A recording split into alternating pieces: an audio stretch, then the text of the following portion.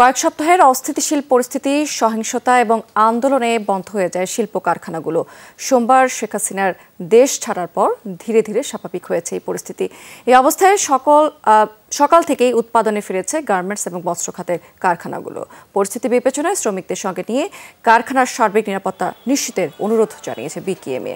উদ্যোক্তারা বলছেন, অস্থিরতার কারণে সময়মতো রফতানি আদেশ কার্যকর হয়নি। ক্রেতা প্রতিষ্ঠানগুলোতেও এক ধরনের উদ্বেগ বাড়ছে।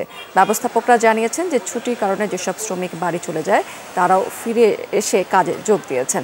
প্রায় 100% শ্রমিকের উপস্থিতির তথ্য জানিয়েছেন ব্যবস্থাপকরা। বলছেন, পুরো মাত্রায় চলছে উৎপাদন ব্যবস্থা। এখন যথাসময়ে পণ্য পাঠানোর চ্যালেঞ্জ মোকাবেলার বিষয়টি তাদের ভাবাচ্ছে।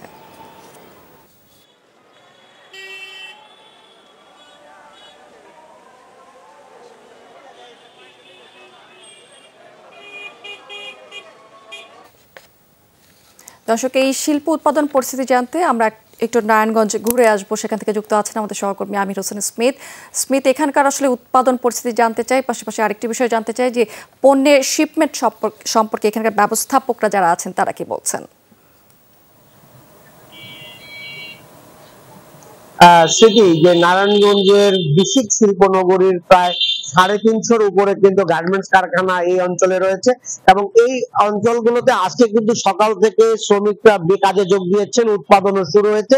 সেই ছবি আমরা কিন্তু কিছুক্ষণ আগে টেলিভিশনের পর্দায় আমরা দেখিয়েছি এবং শ্রমিকরা কিন্তু আজকে কাজ করতে পেরে খুশি, কারণ গত 3 দিন এই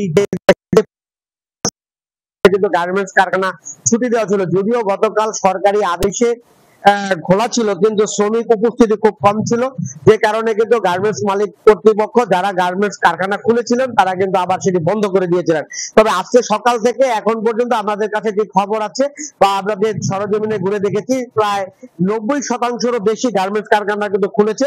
বিশেষ করে যেসব গার্মেন্টস কারখানায় কাজের চাপ রয়েছে, অর্থাৎ শিপমেন্টের জন্য কাজ রয়েছে, সেগুলো কিন্তু খুব ব্যাপক হারে চলছে এবং তারা এখানকার যারা কর্মকর্তা কর্মচারী আছেন, যারা মালিক পক্ষ আছেন, তাদের সাথেও আমার দু একজনের কথা হয়েছে। তারা বলছেন যে তাদের এই আন্দোলনের কারণে তাদের যে শিপমেন্ট অনেকটা বিপদগ্রস্ত হয়েছেন। তবে এখন পর্যন্ত কারো শিপমেন্ট বাতিল হয়েছে সেটি আমরা জানতে পারিনি। তবে তারা বলছেন যে কাজ যে গতিতে চলার কথা ছিল, যে টাইম ফ্রেম থাকে, সেই টাইম ফ্রেমে অনেকে পণ্য উৎপাদন সরবরাহ করতে পারবেন কিনা সেটি নিয়ে তাদের সংশয় আছে।